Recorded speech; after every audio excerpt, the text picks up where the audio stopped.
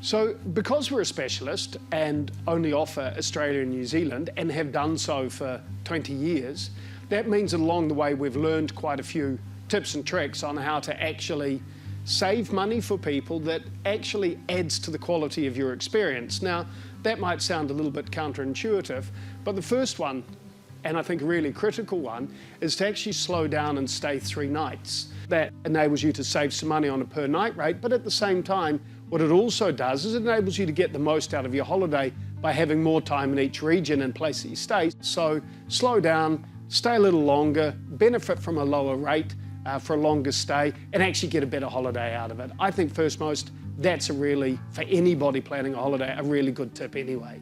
Go slow. Het reistempo is mooi als je toch op de plekken 2 of 3 dagen bent.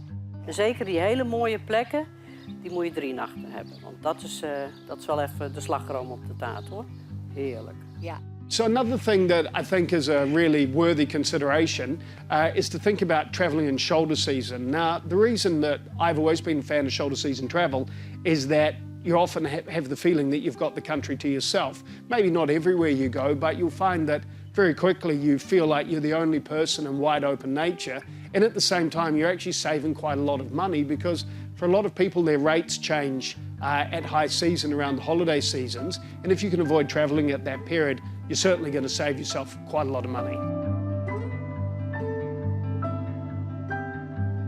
At Travel Essence, one of the things that we've always specialised in is unique small-scale accommodation. And a lot of our properties have the ability for you to cook yourself. So instead of having to eat out every night or even breakfast, lunch and dinner, right, at a lot of our properties you can cook for yourself, and you can shop locally at local markets. That way you can really reduce the cost of your day-to-day travelling expenses.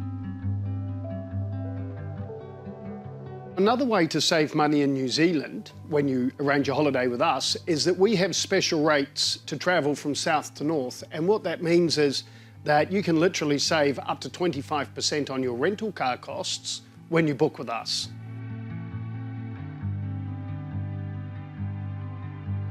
Another tip in New Zealand with your rental car is leave it on the South Island and then get a new one on the North Island, because then you don't need to put it on the ferry, which costs you a lot of money.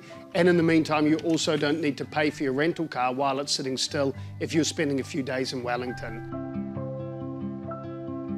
And if you're wondering about the cost of living, well, fuel in New Zealand and Australia is still substantially cheaper than it is in the UK and Europe. And food at the supermarket is also substantially cheaper than what you'd be paying in the UK or Europe. So cost of living in New Zealand and Australia, well, if you're used to paying prices in the UK, used to paying prices in Europe, you'll find that the prices are actually pretty good.